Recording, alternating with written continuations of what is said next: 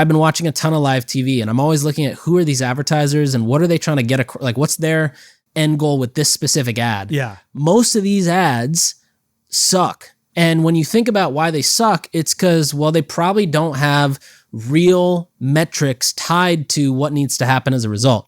And we've worked with one of the largest alcohol companies in the world, and their CDO would tell us that they would run a campaign for 6 months. Then they'd spend the next 6 months trying to figure out if it even did anything. And then like by the time it's time to make the next campaign after that, it doesn't fucking matter because like we just got to focus on that. All right, we're back with episode 9. It's Labor Day Monday. So I had no notifications today, which was great. Nobody was bothering me. Got my inbox down to 34 emails. Wow, which is that's unheard fantastic. of. And yeah, we get to record this podcast, which is amazing. So what are we talking about today? Okay, 4 things on the agenda today. The first is this article that I saw in the New York Times about Senate Republicans raising money through digital ads. Wow. And it was really fascinating. When I think of like campaign finance like that, I think of them as like on the cutting edge of what e-commerce should be doing. And as we get into that, I think we're going to learn a lot more about why that's the case. Like these guys are doing what e-commerce companies are doing, but they're doing it at hundreds of millions of dollars of scale. Right. And so With they're no shame. Yeah, exactly. No shame. They're using cutting edge technology, which e-commerce companies don't have. Yeah. I think it'll be really great to get into. The next thing is a Wall Street Journal article about basically laundry detergent, how customers are trading down. We're going to talk about the Mr. Beast burger shop opening up in New Jersey. I saw some Twitter photos that he shared. It was insane. Yeah. Crazy. Like the fire department should have been called. There were so many people. It was awesome. I thought it was amazing. And if we've got some time, some new ad platforms. Okay, so let's jump into the first thing, which is this New York Times article and basically about how they're running digital ads.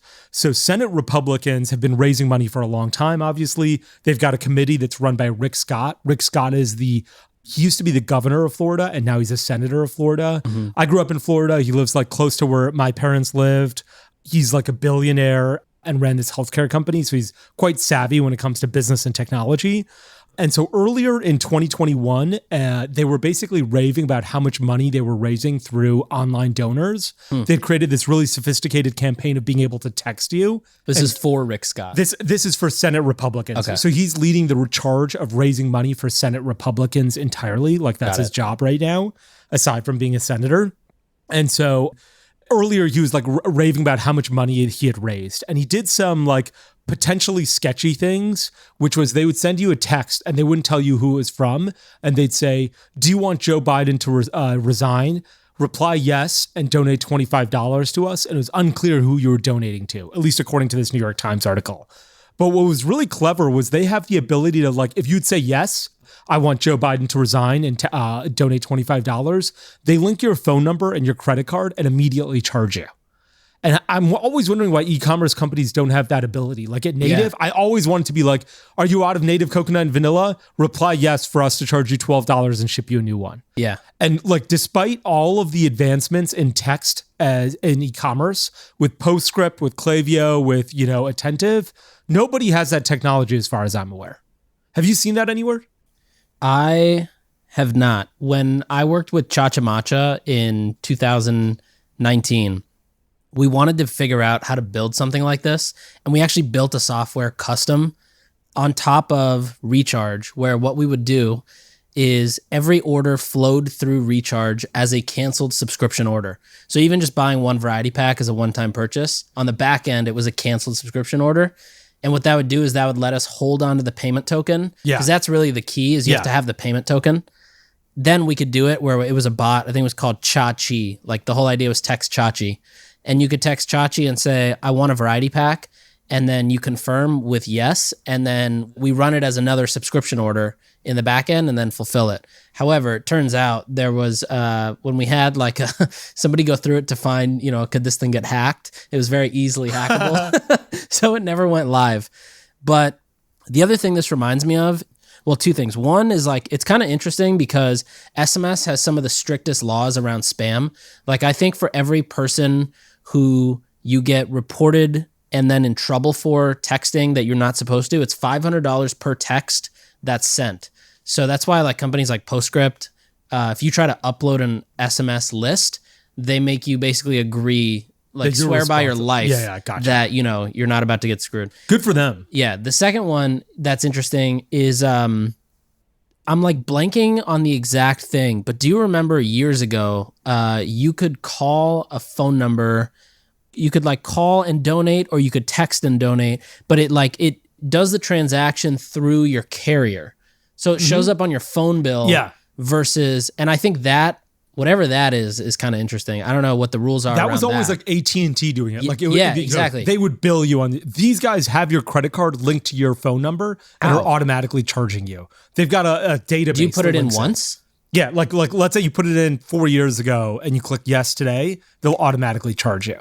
Wow. I wonder how they get access to those payment tokens. I mean, they probably got access at one point or another. Just like in Chacha you got access at one point, right? So someone placed an order. Yeah. Okay. So this might have been like the previous election you donated. Yeah. And now they've kept it. They still have it. Okay. Yeah. That makes a lot of sense. What's crazy, that was like one of the things that I loved about WooCommerce as well when Native was on there was we owned every payment token and we would save every payment token. So we would email you and say, hey, do you want to purchase another product?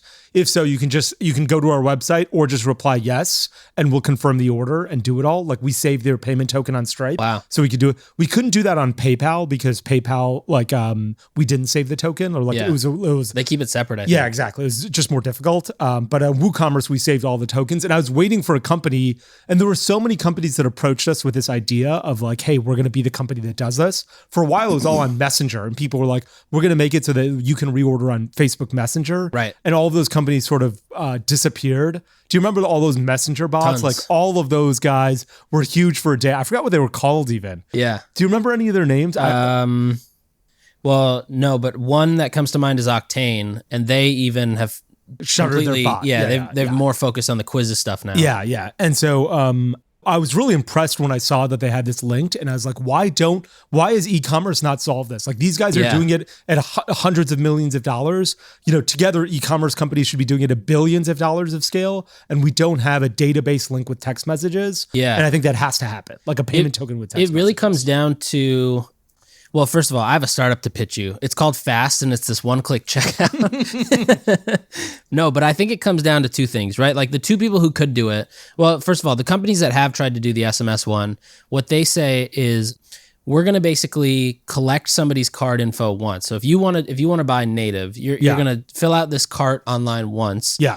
And now whichever other brands use this same company, like use my company X, if I'm selling an iPhone, you know, I can say the same thing, like reply here and I'll use the same payment token when I got it from when Native used it. So that's one way. I just don't like that because from a standpoint of your own customer data, it's like they know exactly whose customer is who. Shopify does that a little with Shop Pay though, right? Like there's 100%. Yeah. So I think like the two players who could do it, one is Shopify. The other is Stripe, if they wanted to do it more widely. Yeah. And Stripe does do one-click checkout. I mean, almost every company has one-click checkout. It's like not that innovative of a thing anymore. Sure, yeah. But Shopify sits on top of Stripe. So if Shopify wants to turn it on for people like us, it's really up to them to do it. The question then comes around like, well, who's going to abuse this like one time, or who's going to abuse the payment token?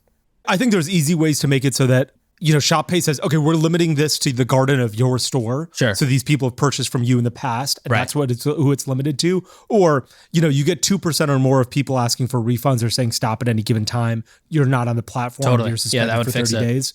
What was crazy is they went through these numbers in this article. It was really good. And they said that, you know, generally about 2% of people asked for refunds, like had chargebacks or asked for refunds when they donated money. Previously, during this, when they were doing this campaign where they're like, should Biden resign? Text yes. 7% of people asked for refunds. So like the refund rate went up a ton as well. And the other things that they mentioned were just like how they were initially really successful because they started this in 2021 and how it's gone really terribly recently. So they mentioned that like during a year period, from June 2021 to January 2022, they spent $23.3 million and raised $6.1 million. So they basically lost $17 million and trying to get these donations. And so they're like, fuck, this isn't working. We got to stop doing this. And at this point, they went from being the number one political spender on Facebook over the past year to spending $0 in August 2022. Wow. Number one political spender is $0. It's really changed fortunes. I wonder a few things. Like, a lot of this is probably just due to politics and like, what's going on in the political environment. I wonder how much of this is due to iOS changes, because they said they were spending about $100,000 a day between Facebook and Google. And I bet the majority of that was actually on Facebook. Totally. I wonder how much of this, I wonder if the Republican senatorial re-election committee is also suffering from iOS 14.5 changes. And they're constantly denouncing Facebook, and everyone's denouncing Facebook. And then everyone's like, hey, we're going to use Facebook to raise money. Yeah. So I wonder if they're like biting the hand that feeds them a little bit. A friend of mine shared the Facebook reps that Trump's team uses. And he was always saying like the stuff that he would see, like his reps would get access to, was like 2 years ahead of whatever most people see. Yeah. And they spend a ton of money. And it's all basically around like collecting donations and making sure, like another thing that the Republican Party does really well that e-commerce companies should do is they use landing pages really efficiently. Like basically every like little sub zip code, how like the 4 digits at the end of a zip code, every one of those different 4 digits had its own landing page, and it would like speak to that specific cul-de-sac's issues and why you should vote for Trump. That's so impressive. It was nuts. There was another article a couple years ago about Facebook ad reps and working on election campaigns. And they were like, when we talked to the Trump campaign, they ate up everything that we said. And when we talked to the Clinton campaign, this was back when I do remember this. They're like, the Clinton campaign was like, we're flush with cash. We're doing everything right ourselves. Yeah. We don't care about what you have to say. But it was pretty mind-boggling. And to be honest, for me, it's just mind-boggling that a couple of things. One, that the Republican Senate committee could be suffering from the changes of iOS 14.5. Two, they went from spending tens of millions of dollars a month, or millions of dollars a month at least, to spending zero in August because things weren't going well. And three, that they have such great technology, which e-commerce brands lack. And three is the most important. I really wish that e-commerce companies would develop this technology. I feel like if you look back on the history of the internet, the high-speed internet came out because everyone wanted to stream pornography. I'm pretty sure that's what happened. E-commerce should evolve tenfold based on this. Websites evolved because pornography got us to high-speed internet, and that's how we got Netflix. E-commerce, we've got these guys who've linked phone numbers to credit cards. We need to be able to do that. Did you ever watch Silicon Valley? Yeah. Do you remember Pied Piper? Their biggest client was just a porn site. I don't remember that, but that doesn't surprise me because they were all about data compression. Yeah, exactly. There was a great line where someone was like, 30% of the internet is watching porn at any given time. And Erlich Bachman's like, 31% when I'm on it. It was so good. Okay, there was one other article that I wanted to chat about recently, which was in the Wall Street Journal today or yesterday, and it basically said consumers are starting to trade down on personal care products, and they really went through laundry detergent and talked about P&G and Tide. P&G owns 60% of the liquid laundry business in the United States, 80% of the pod business in the United States. Wow. They've raised their prices 10% over the past year to keep up with inflation. And they're like, there were basically consumers who were like, I'm starting to trade down from Tide because it's getting too expensive. And Church and Dwight, which owns Arm & Hammer, was like, we are crushing it when it comes to laundry detergent now because people are starting to trade down from Tide to Arm & Hammer. And Dollar General was like, we're selling a lot more laundry detergent than we have been in the past. All really interesting things. And it got me to thinking how much elasticity is there in the consumer when it comes to these direct-to-consumer brands? I've seen a lot of brands raise prices over the past year, and I've seen a lot of brands try not to raise prices because they're like, what, we're going to make things work. Native their prices went from $12 to $13. I'm not running it. I had, no say in that. I don't know what's going on. I just see it on their website, and I'm like, the profit margins on this product are so high already. How are you guys raising the price $1? Yeah. And then it got me thinking back to the stimulus checks and how much the stimulus checks really boosted e-commerce all over no matter what category you were in. And it made me realize that, when I was running Native, I was like, our consumer is really wealthy individuals in the United States. Yeah. And the more I did customer service, the more I'd see people who are like, you know what, I'm waiting till Friday until I get my paycheck in order to purchase this thing. And I was like, wow, that's a real, I was surprised that our customers sort of reaching in order to be able to buy Native. I remember there was another person that I chatted with who was selling strollers, baby strollers. And they're like, we thought people would trade down from Up a Baby's $800 stroller to our $250 stroller. And in reality, it was the opposite. It was people who were going to spend $100 trading up to $250 strollers. like I was so surprised that the direct-to-consumer customer is not just rich women, basically. It is actually people who struggle, and those stimulus checks really boosted. Like, stimulus checks would come out and people would see 10% jumps in their revenue the week they came out, or at least the day they came out. That was huge. Because like people were like, oh, I'm flush with cash. I always wanted to go buy this stroller or that deodorant or something like that. Totally. And that was really surprising to me. I remember when those were coming out, everybody was like planning promotions around the next release of a stimulus check. Yeah, because they're like, we know we have to capture your money before you spend it all. Exactly.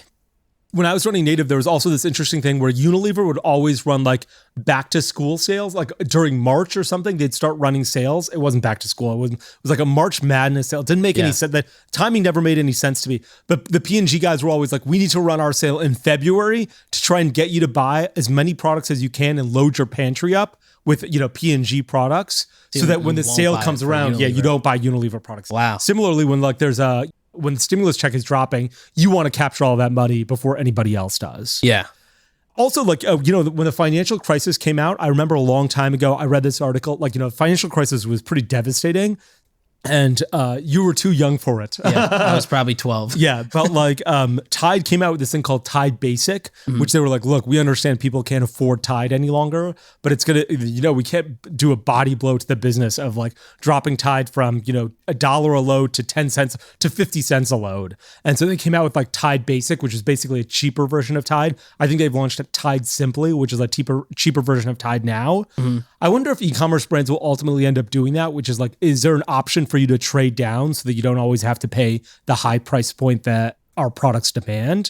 Well, I feel like in that case, Tide's cost of acquiring the customer doesn't change. Whereas in e-commerce, you still have to fork up that cost. Definitely. Assuming you're like a traditional small e-commerce business. Yeah. But and you have less margin to do that. Yeah. The alternative could be like, instead of one bottle of juice that has, all the proper ingredients, you get 3 bottles of juice with half the ingredients, but it's like the AOV is still the same. Yeah. So you still make, you make out there.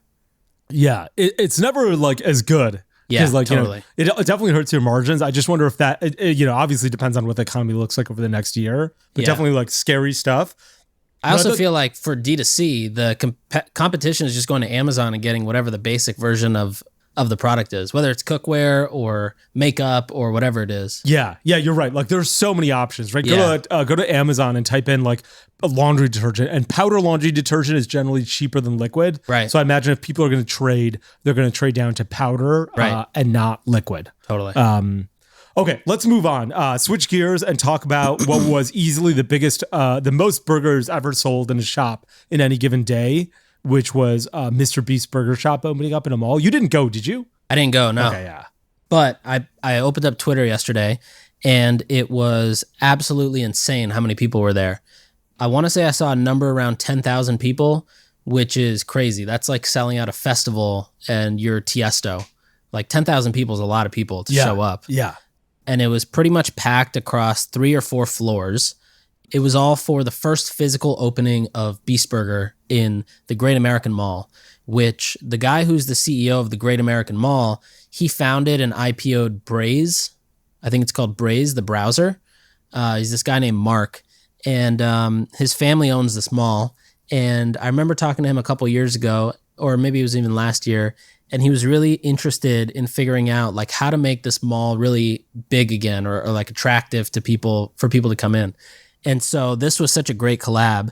And so are you aware of the Beast Burger background? No. Okay, so with Beast Burger, so the best way to think of it is like, there's all these ghost kitchens that sell on Uber Eats and DoorDash, Grubhub, Postmates, etc. And basically with a ghost kitchen, there's a set menu. You generally have like a nice, more friendlier name that's like friendlier to the digital age. Yeah. The photography looks amazing. And it's made out of a kitchen where it's not necessarily marketed that there's a restaurant there. It's just a kitchen used to make those dishes specifically. And then people, these Ubers come on ghost their kitchen, you're saying, bikes, right? Or cars, they grab them and they leave. The best part of that was that like during the pandemic, Chuck E. Cheese started selling pizza under a different name in order to get they were looking for business, right? No way. So they started selling it not under the rat's name, Chuck E. Cheese, but under the human's name in the band. Yeah. I forgot what his name was. And they're like, John's Pizza Shop. And it was, delivered from Chuck E. Cheese. Wow. Which is pretty crazy. Yeah. So it's actually kind of interesting. More restaurants didn't think that way. Yeah. But anyway, so what Mr. Beast did is he saw there was so many like family-owned restaurants, single location spots that were suffering as a result of COVID. And they didn't necessarily have the audience to go build up like an e-commerce business or a ghost kitchen business very fast. And so he basically created Beast Burger, which in theory it's one set of packaging, one set of recipes, one menu. And, he sends you, you do this training as a restaurant. He sends you all the products, all the packaging, and then you can go online. And now, if you're in Chelsea at your restaurant making these burgers, that now turns on like maybe Lower Manhattan to receive Beast Burger, and it's all coming out of your restaurant. And so he took all these restaurants that were potentially going out of business and basically said, well, I'm Mr. Beast and I have a shitload of followers and I can drive business really efficiently and I'll keep some of the margin and you guys make it and sell it and it's a good product and everybody wins. So all of these places are turning on and selling Beast Burger now at like, all these kitchens that were sort of like not doing so hot. Yeah. He's almost franchised it to them. Exactly. So wow, that's awesome. I had no idea really cool. that was happening. It's a combination, from my understanding, of small restaurants as well as, I want to say, I'm actually not 100% sure. My guess is that like, if, now that New York's back, if they want more help in New York, they'll just build ghost kitchens or share that. And it really interestingly, next to our office that we used to have in Soho, there was a deli that was just always like nobody would ever walk in, but they had like 6 restaurants on Uber Eats at the same location. Yeah. And all you'd see is just people going in and out with bikes. Sure. So first of all, it's such a genius concept. Like it reminds me of, a lot of these brands that have tons of distribution points, whether it's like, for example, Native, right? Native had Target, Walgreens, CVS, online, like you're basically available everywhere. Yeah. And all you have to do is if you get one really loud megaphone, everybody just goes normally to their distribution, to the points that they get their stuff. And in this case, they're buying Beast Burgers. In your case, they'd be buying deodorant. So I thought that was really interesting that, instead of creating his own restaurant from the start, he was basically like, well, I can just flip these switches on and then just shout from the rooftop to go try my burger. That is crazy. Everybody wins. Yeah. I get, that's a really interesting thing that's so mind-boggling. He's like, I'm going to create a product, which is a burger. And rather than create a restaurant around it, I'm just turning on ghost kitchens to make my product. Yeah, exactly. So I thought that was really interesting. That is genius. Yeah. And then it got me thinking. Mr. Beast is genius. Yeah, 100% genius.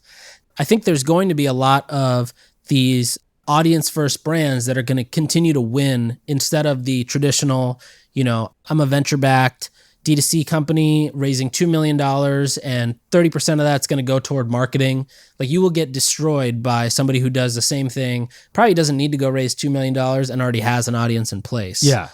So there's a few examples I wrote down of different ways celebrities get involved or publishers. The first one's like a spokesperson. So you have like Roger Federer and Nike. Yeah. He wears the product, he plays. Yeah. And he's getting a check. So like I think his last deal with Uniqlo is like $300 million over 10 years. So much, yeah. And all he has to do is wear the thing. Yeah. And when you do the math and think about it, $30 million a year, let's say $2.5 million a month, just him wearing the product for sure has got to sell $2.5 million a month to pay for himself. Right? Yeah, like Tiger Woods is the only reason Nike has a golf department. Like they had no golf department. They signed Tiger and they're like, we're number one golf. Yeah. Yeah. So then the second example is like starting the brand yourself. So there's a supplements brand that's a high 8-figure brand called Love Wellness by Lauren Bosworth. And then there's Barstool Sports actually started one. I'm not sure how big this one is, but it's called Wood Grooming, which is kind of a funny name. Or play on words for their audience. So that's the other option, right? You can just go ahead and start it. I mean, Mr. Beast just did this with Feastables as well. Yeah.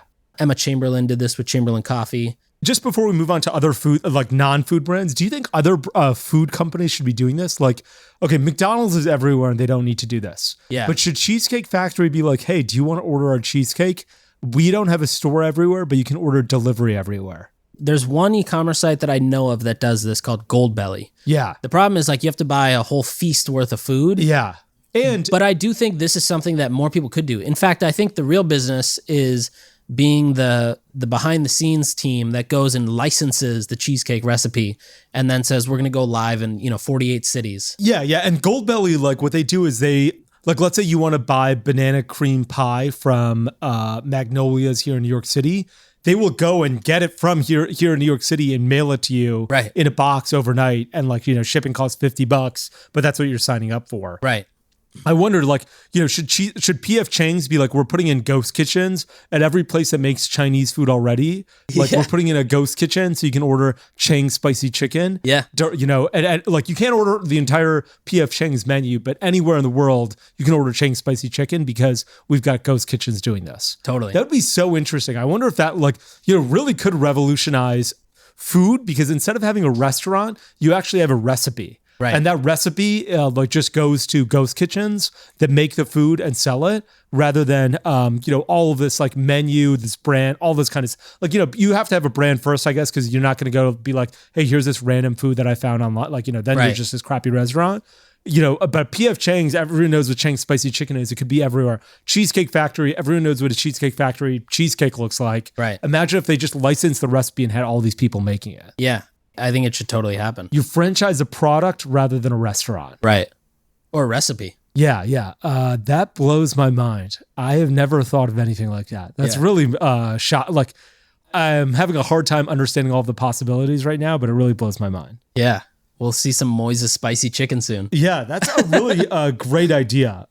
Have you seen the movie The Founder, by the way? Yeah, I love it. It's so good. Every time I watch it, I go to McDonald's just to support. Yeah, I think McDonald's, this is the greatest institution I've ever seen. The greatest real life. estate company in the world. Yeah, and also there's this great scene early on where they're standardizing the product of a hamburger. Yeah. And so they have this machine that squeezes or squirts ketchup and mustard on every hamburger, and it squirts the exact amount spread out across the patty perfectly.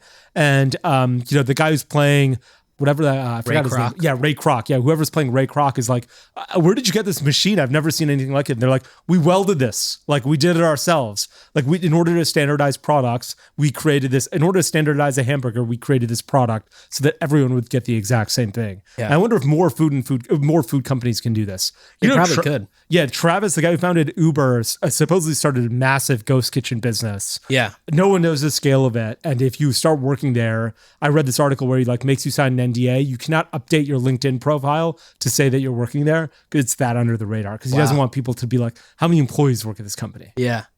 Or just reporters who probably chase them for stories. Yeah, exactly. So the other types of companies where celebrities could get involved, one is, or different ways rather. So one's investment. So my friend Danny Duncan, he's a YouTuber.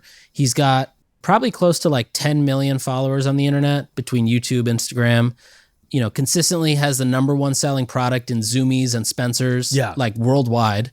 And he just invested and bought a significant part of 16 Handles, which is that Froyo shop in New York. Yeah. You're in that group chat. The dinner group chat. So I thought that was a really interesting way, because when I talked to him, he's talking about, I'm going to bring this to my hometown. I'm going to do a ton of stuff more experiential wise. There's a ton of content opportunities. And I think the way that he's thinking about it, the brand will probably blow up pretty quickly, and we'll just get a lot more demand for new franchises to be built around the country. 16 Handles is a New York institute. I've been eating there for 10 years. I absolutely love 16 Handles. I'd love one in every single, corner in the United States. Exactly. That's awesome. So the next one is collabs. So there's a candle and fragrance company called Sniff. Yeah. They did a collab with Steph Shep, who's kind of an influencer. And then similarly, Canopy did a collaboration with The Skinny Confidential, which is another big blogger influencer. And The Skinny Confidential is the newsletter, right? The Skinny Confidential. No, I think you're thinking The Skim. Oh, yeah. Sorry. The Skinny Confidential. Right. Yeah. The Skinny Confidential is, I want to say she was on a TV show, but now she's a podcaster, content creator, blogger. Gotcha. She's massive. And their units, both these companies, sold really fast as a result of the collab. And so I thought that was a really interesting way to get involved. It's not just them posting about it, but they co-created a product from scratch. Yeah. That's not originally available. The next one is just very generic, seeding and posting. So, we did this Poopery collaboration with Judy, and Kim Kardashian posted about it. So that's an example of that. There's not really anything huge about it other than you basically get alignment. You know, it's more like when you as a brand reshare it, it's like, oh, well, look who uses our products and you do too. Yeah. So, you know, you and Kim are in the same bucket in our eyes. Yeah. That's awesome. And then the last one is just straight whitelisting, which I think more brands need to think about. And I don't know why more don't do it, but whitelisting is almost always baked into any kind of creator agreement we have now or influencer agreement we have. I feel like everyone already does it. Like I don't see ads from any brand directly any longer. Really? Yeah. And like there was a long time ago, there was a marketplace where you could rent somebody else's like Facebook ad page. Yeah, there's a few of them. Hashtag paid is one of those. Yeah. But yeah, totally. And there were like NBA influencers that were like Derek Fisher was on there, and it'd be like, $1,000 for a week of using his page to advertise whatever you want. I never did it, and I always wondered if you need to I bet you need to make sure you get clearance from like Derek Fisher and he approves the ad. Totally. So that makes it a little bit tougher because you're going through so many creatives. Yeah. But I wonder what it's like. Otherwise, I think you can, even for small influencers who are like doing it to their own audience. Like, let's say you have an Instagram influencer with 300,000 followers. You can whitelist and run paid ads to her 300,000 followers. You can't spend a ton of money on it, but it's going to be far more powerful than running ads yourself for native to those 300,000. Totally. I mean, even running really any non-brand account, like we've run ads with like an Instagram account that has like 600 followers, but then it's just so much, the click-through rate is so much higher to the same audience. And the overall, ad is significantly more efficient just because it pops up from a person, not from the brand. Yeah. And the last one I was going to say there was, a few years ago when really nobody was doing whitelisting, like probably 5 years ago, I had this idea where, I thought, okay, if we're advertising this product and it's just coming from the brand, like the brand's obviously going to say this is the best product in the world. You got to try it. And this was when like Facebook tracking was just so perfect. What if our first touch point was a YouTuber talking about how it fit into her day? And then you go to our site. And then the second touch point was Jay Sean. And he's talking about why on tour he loves this product. And then the third touch point is a publisher talking about how this is the best product ever. Yeah. And it worked pretty well, but it was very expensive. Yeah. Mainly because of the Jay Sean page. Well, also, isn't 3 touch points a ton? I guess it depends on what your AOV is. Yeah, definitely a ton. Yeah, we ended up finding that pretty much that first one just converted everybody.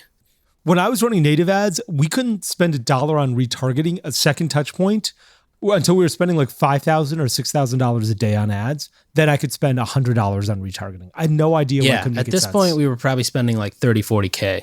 A day on ads. Day. Yeah. Okay, gotcha. Wow. The peak of the peak. Yeah. I really wonder how much like those Republicans that I mentioned in the beginning of the pod, they were spending $100,000 a day. I wonder how much like that breakdown is of retargeting versus prospecting. I also wonder how they get their data sources, because they're not going in building lookalikes and shit. They're going to Polygon and they're saying, I want a map of every mall in Middle America or every this of that. And they're also getting tons of credit card data, I bet. Yeah. And it's so sophisticated. They're using all of that. Yeah. It's so sophisticated. I knew one e-commerce company that at one point was spending $100,000 a day for like several months. Wow. And that's a fortune. Yeah. I don't know anyone who's gotten to pass like $30,000 a day on Facebook after that. Like it's really hard to break $1 million and get to $2 million on Facebook. Agreed. Okay, well, since we're talking about new ad platforms, should we switch gears and talk about let's jump into this. Okay, yeah. So this was something I put on. I saw all over Twitter these memes of, it's like the first line is people asking, how high are CPMs going to be when Netflix turns advertising on?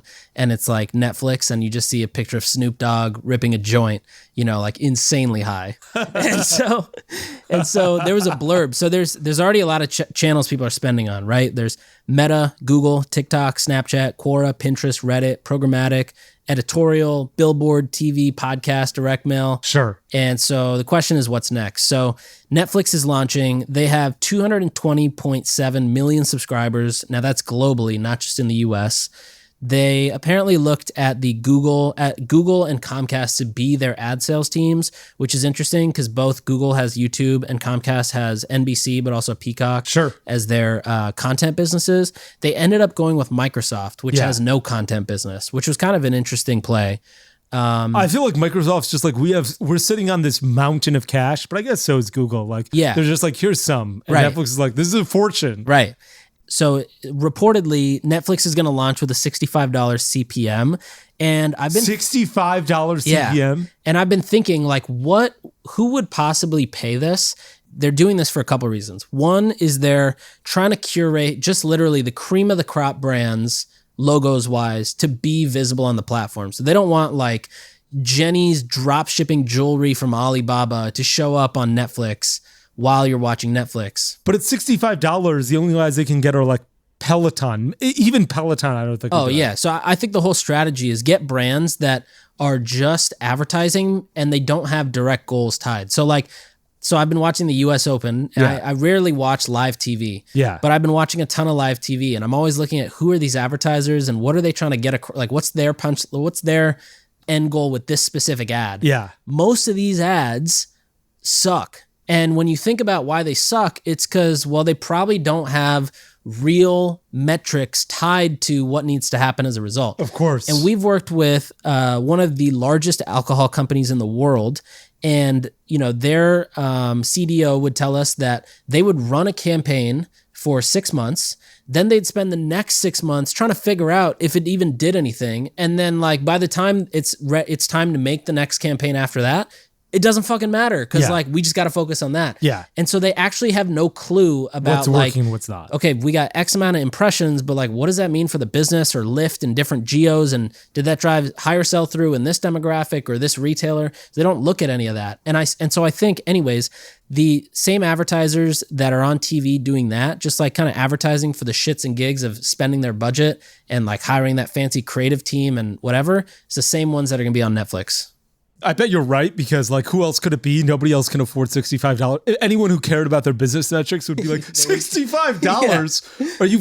I better get to play in the U.S. Open. Better be me versus Serena Williams. You bring her back from retirement. It'll be me versus her, and then I'll pay you this crazy rate. Yeah. So I think you're right, but I think the one word of caution that I would think about is that if I were Netflix, is I'd be like, what happens in all of these dumb large companies is that some middle manager pays for this kind of stuff. Then they got to report to their boss and they're like, this is how many eyeballs we got. The reporting is here are eyeballs, as if eyeballs are what matters. And it's not dollars and cents, But they're like, we got 800,000 eyeballs as a result of this campaign. And our unaided awareness went from 3.2 to 3.3%. All metrics that are would make any direct to consumer marketer just laugh for 45 roll their minutes. Because you're just so is there money here or is there no money here? Yeah. You don't. I'm like, don't start a sentence without a dollar sign first. I only want dollar signs and numbers. Or we made dollar sign. Right. Yeah. And so, it's going to be hard for that middle manager to book this thing with Netflix. Yeah. If they're like, look, we were going to spend $1 million and we were going to see 500,000 eyeballs or whatever it is. And now we're only going to see 200,000 eyeballs. Because, this is a higher CPM than you get on ABC or NBC or television. It's higher than Facebook. It's higher than everything. Yeah. And so I wonder if they're going to be like, this is scary because when we go to our boss and report this, the boss will be like, why did the eyeballs go from, because he or she also doesn't understand that metric. They're not looking for revenue either because they've been trained to only look for eyeballs because that's the only number they can measure. So they're going to be like, why did this go from 600,000 to 400,000? You're doing a poor job. Yeah. Although I do think there's a little bit of novelty. The first time or the first month that Netflix has ads, everyone's going to want to watch them because they're going to be like, what is this like? What is it like to have a Netflix show to get interrupted? What ads are they running? What ads are are they 30-second spots, 15-second spots, minute spots? Yeah. Or it doesn't matter. Can you click on your phone while you're watching a spot to go directly to the website? I think everyone will be really interested for the first 30 days at least, and maybe longer depending on how well they come out with it. But I do a $65 CPM. I don't know what the Super Bowl CPMs look like. I imagine there may be triple that, but that's still a very high price. I don't want to be watching Master of None and pay $65 for CPM. So the Super Bowl CPM is about $58. And the only thing close to that is Hulu, which ranges from 20 to 60. So it is going to be interesting. The other thing that comes to mind is sorry, just to interrupt you. I wonder how much, like, Hulu always says, was this ad relevant to you? I wonder what their percentage of yes versus no is. Yeah, I've always wondered that. Like they've got to release those numbers once in a while, so that you're like, okay, this is really. Do you ever see an ad on YouTube and then you see a brand lift study like pretty close right after? Oh yeah. And do you ever just give it to them because you're like, I know that marketer needs this? No, I'm always like, I've never heard of any of these things. Fuck you guys. I'm the opposite. I'll see like a brand pop up that I know, and I'm like, I'm rooting for you guys. I'm gonna check it. But like those those are the things. That's how Google comes back to. I remember when we were running ads, like our Google rep was so useless. He'd be like, "You need to do more influencer stuff." I was like, "We've done a bunch of influencer stuff." Google bought this influencer net marketplace. I forgot what it was called. And they're like, "You need to use this marketplace in order to get to get YouTube influencers." I was like, "That is the worst." We've actually tried that. You're not talking to a P&G employee. Yeah, fame. Yeah, I was like, I've actually tried that, and I spent $1,000, and I got 0 sales from it. It was the worst service I've ever heard of in my entire life.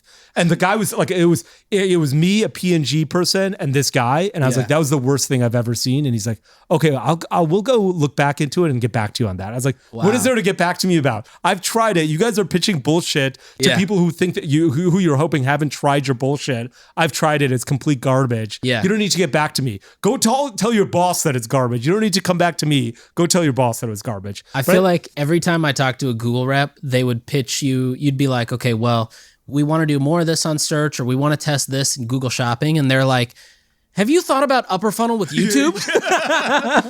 I don't understand. Like, I've met with a bunch of Facebook senior execs, and they're simply the most brilliant people I've ever met in my entire life. Yeah. I remember once meeting with somebody and they were like, look, when we go to Facebook shopping, we've actually done research. And if you have a name that sounds Caucasian, you're more likely to get a sale than if you have a name that doesn't sound Caucasian. So that, we're thinking about, or I'm not sure of his name or something like that. And so they're like, we're blinding out names because we think that there's this inherent racism that we're fighting on Facebook. And I was like, you guys are brilliant. I can't believe you thought of this and gotten to this depth.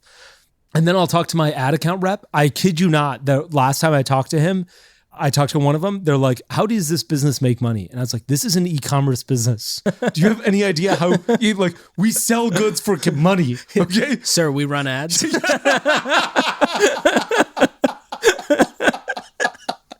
It was almost exactly like that, where I was like, why are we wasting our time on this phone call? You want to pitch me some bullshit? Also, get my American Express off this account. Yeah. I'm like, this is so bad. Like, their senior execs are so good, and most of their ad reps are such complete. They're the worst. Yeah, I have no idea why they're not. They're like memed on Twitter. I really don't understand why they're not. Like, either they should cut the cost of the sales force because they're on a hiring freeze, and they don't need to let go of them, or they can if they want, or they can do it through attrition. Or they need to hire guys who are like, look, I've looked at you're spending $10,000, $20,000, $30,000 a day. Here are 5 tweaks to get you up 25%. Yeah, like internal consultants. Yeah, exactly. Internal consultants. They're like, we looked at this data. We think this audience is going to work well for you. We've created a Facebook audience and I've uploaded it to your Facebook ad manager. Yeah. Please run ads to it. I think it's really going to work. Totally. I completely agree. You're going to get an extra $5,000 to $10,000 a day from me. Yeah. We're talking about small fortunes. Like, this ad. Well, that happens with 20 companies and that's like millions of dollars. Exactly. Yeah. And I remember tweeting about this a long time ago and I was like, you guys need to either get better ad account reps and then incentivize them to do this. Mm-hmm. Give them 5% more, be like, this is your baseline for the last 30 days.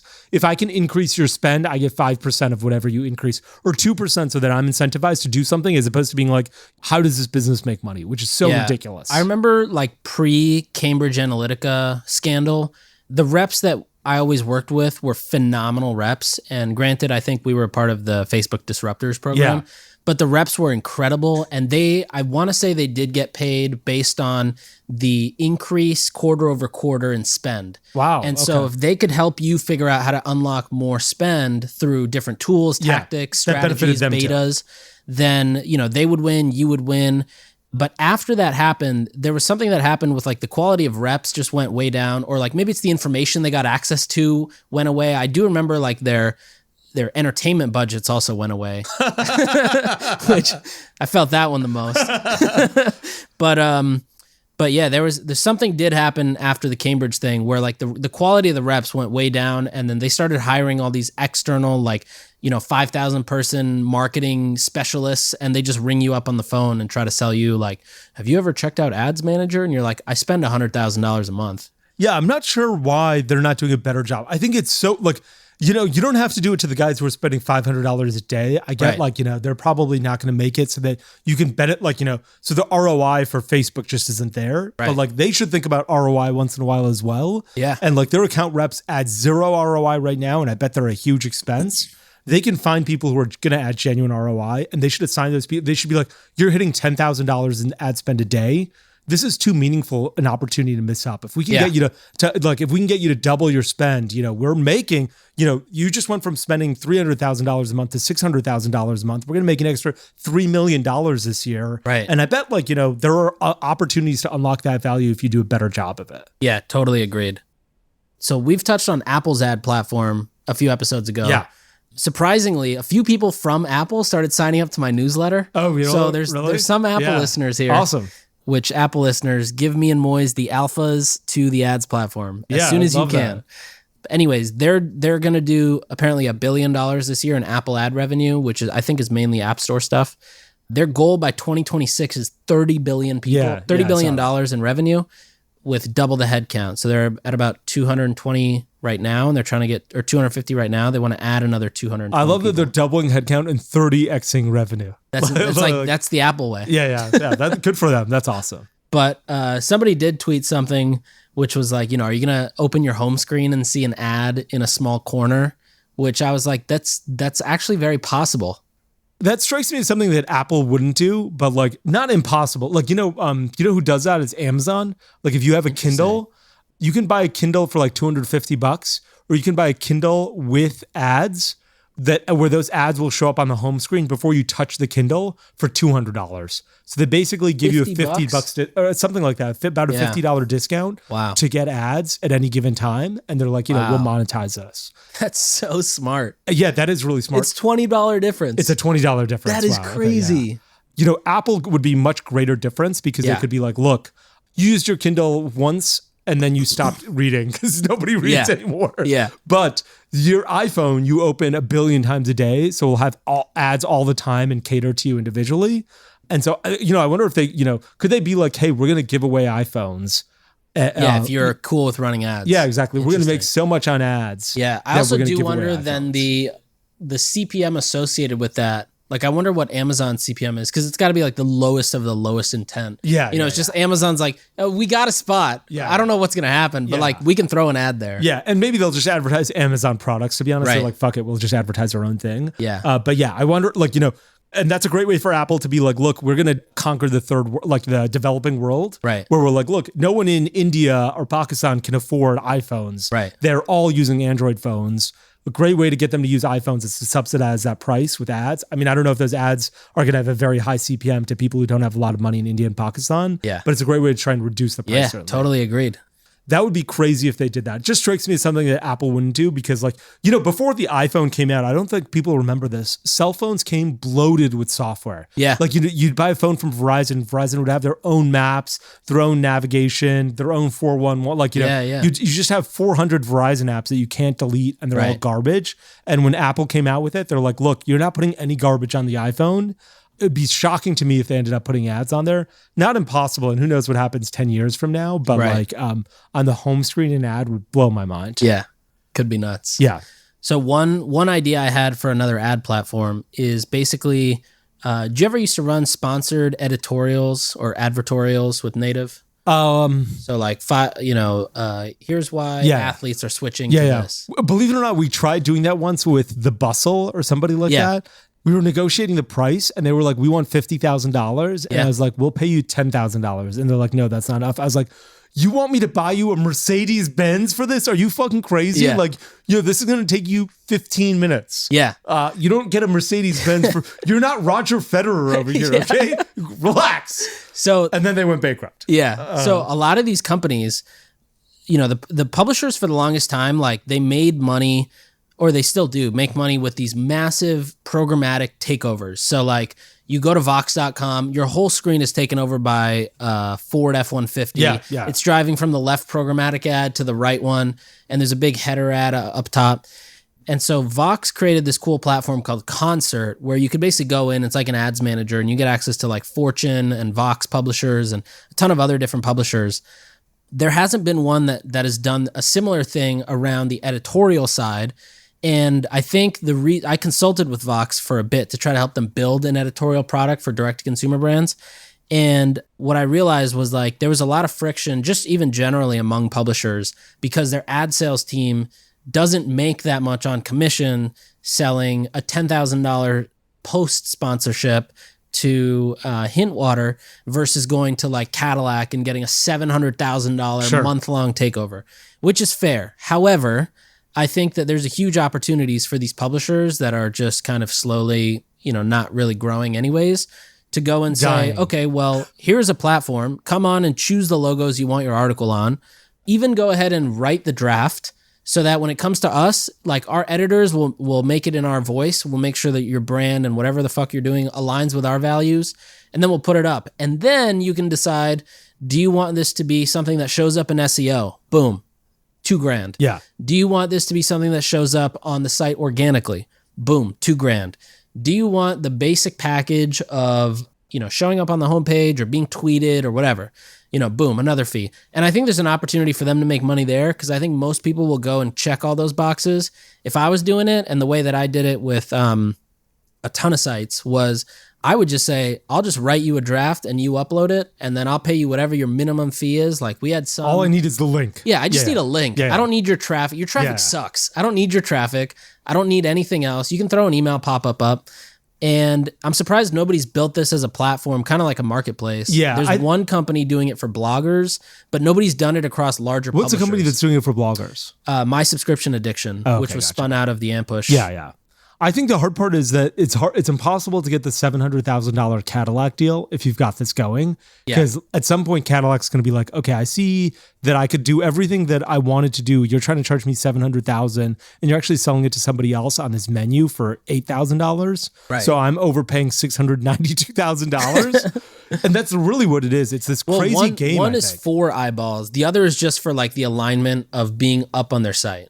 Yeah, I get it. But I do see your point of view too. Yeah, they're going to be like, this seems a little bit fishy where like, I think quickly, I think what's happening is these publishers brands are realizing that these publishers have been overcharging them fortunes for generations where they're like, we thought that when we advertised on Vox or somebody else, we were going to get a ton of eyeballs and this was going to be really beneficial to our site. And it's just not the case. Yeah. You're not driving enough traffic to our site. You're not driving enough eyeballs or interest or giving us, lifting us on unaided brand awareness studies. Right. And so it's just not worth the price that you're asking. And so I think that's the difficult part is they should do what you're talking about, but the fugazi that they got going on, which is we're trying to charge Cadillac $700,000 will quickly crumble if they are like, yeah, actually, to get a tweet, it only costs $1,000. That's true. I also do think that a lot of brands tried to create their own publishers, which didn't go so well either. Yeah. I remember Casper had one. Casper made one. Outdoor Voices made one. Yeah, Harry's made one. Yeah. Harry's made one. Dollar Shave bought one. Oh, really? And then they sunsetted it. Whenever I see a direct-to-consumer brand, let this be a piece of advice to all direct-to-consumer brands. Whenever I see a direct-to-consumer brand start their own publishing warehouse or like publisher like that, I'm like, this is the peak of that brand. Yeah. They're wasting money in a way. They have enough money to waste. Yeah. They're wasting too much money. Within a year, they're going to realize that this is a big waste of money. I think Casper hired like the guy who ran the New York Post or the New Yorker or something huge to run this publication. Wow. And had like an interesting name as well. I forgot what it was called. And ultimately the brand was worth $200 million.